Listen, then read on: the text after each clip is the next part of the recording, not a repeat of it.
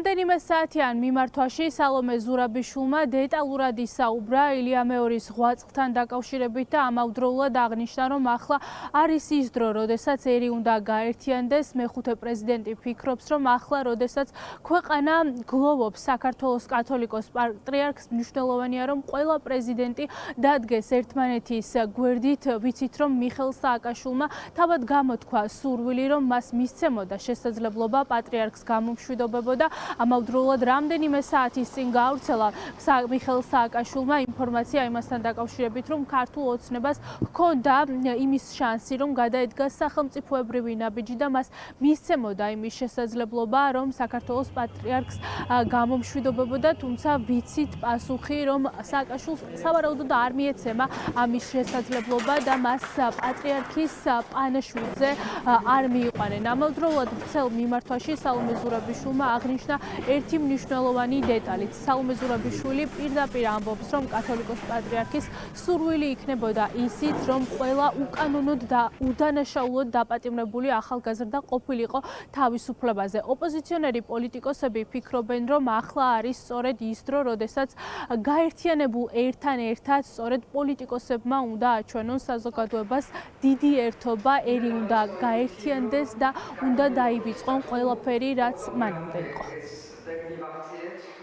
მიუხედავად იმისა, რომ ამ კონკრეტულ მოცემულობაში სამივე პრეზიდენტი განსხვავებული პოლიტიკური შეხედულებისაა, ისინი ერთად დადგებოდნენ და მიუსამძიმრებდნენ მთელ ერს და ბერს, გამოემშვიდობებოდნენ უწმინდეს და უნიტარეს, მაგრამ აქვე უნდა გავითვალისწინოთ ის ფაქტორიც, რომ პოლიტიკური სიმხდალე ქოცური რეჟიმის იმ დონის არის, რომ ასეთი ნაბიჯის გადადგმა უბრალოდ მათი ხელწერა არ არის. ისინი არც იმას გაითვალისწინებენ, რომ უწმინდესი და უნეტარესი ილია მეორე მუდმივად იყო მოწოდებული იმისკენ, რომ ერი გაერთიანებულიყო.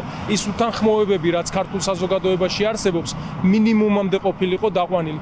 აი ეს შესაძლებლობა აქვს დღეს დე-ფაქტო რეჟიმს, მაგრამ კიდევ ერთხელ მათი პოლიტიკური სიმხდალის გამო, იმის გამო, რომ ისინი ვერ გაბედავენ მიშა სააკაშვილის თუნდაც რამდენიმე საათით გარეთ გამოყვანას, გამოსამშვიდობებლად ილია მეორესთან, ეს ამბავი და ეს აქტი ვერ შედგება. ასეთ ვითარებაში, როდესაც ქვეყანა ერი კარგავს ასეთ ადამიანს, ნებისმიერ ცივილიზებულ ქვეყანაში ეს არის საწინდარი იმისა, რომ მოხდეს შერიგება, რომ მოხდეს ერთგვარი დამშვიდება, სახალხო გაერთიანება იმ დიდი ტრაგედიის წინაშე, რომლის წინაშეც დავდექით და იმ მომავალი გამოწვევების წინაშე, რომლის წინაშეც საქართველოს დადგა ილია მეორის დაკარგვით. ამიტომ დიდი შერიგებისკენ უნდა გადაიდგეს ნაბიჯები და ამ ნაბიჯების მოთავე ყოველთვის ხელისუფლება უნდა იყოს, იმიტომ რომ შერიგების საკითხი დღეს ხელისუფლების ხელშია და შერიგება ნიშნავს რა? შერიგება ნიშნავს იმ ადამიანების განთავისუფლებას პირველ რიგში, რომელიც აბსოლუტურად კანონოდ ზიან დღეს ციხეში. დიდი მეუხი იყო, დიდი ნუგეშისმცემელი პატიმრების და მუდმივად ფიქრობდა და ზრუნავდა მათზე. მე დარწმუნებული ვარ, რომ პატიმრებს, რომელთაც არ შეუძლიათ პატრიარქს დაემშვიდობონ და მასთან მივიდნენ, ჩვენი პატრიარქისთვის იქნებოდა ძალიან დიდი სიხარული, მათი თავისუფლება და უნდა დაფიქრდნენ ის ადამიანები, ვის ხელშიც არის ამგვარი გადაწყვეტილება. რაც შეეხება ქართული ოცნების პოზიციას, ბიძინა ივანიშვილის გუნდიდან დღეს კამერებთან მხოლოდ ლადო ბოჟაძე გამოჩნდა, მას ბევრი არაფერი უთქვამს, აღნიშნა მხოლოდ ის, რომ პატიმრების გათავისუფლებასთან დაკავშირებით უნდა დაველოდოთ შესაბამისი უწყების წარმომადგენლებს და სწორედ ისინი მიიღებენ გადაწყვეტილებას. ასეთ დროს პოლიტიკური ინტერესების გატარება და მცდელობა, რომ პატრიარქის გარდაცვალებით რაღაცა ვინმე პოლიტიკური დივიდენდები დაეწოლა, რა თქმა უნდა მიუღებელია, რაც შეეხება ვინმე შეწყალებას ან ამნისტიას, ეს უკვე პოლიტიკური პროცესია და დაველოდოთ. თავი ახლა ღირსეულად გავაცილოთ ჩვენ უწინდეს უკანასკნელს.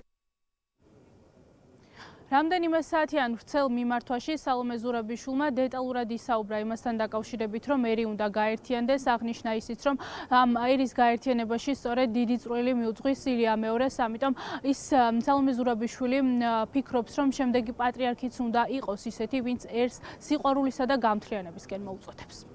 პირდაპირ ეთერში მარიამ მაკასარაშვილი საუბრობდა.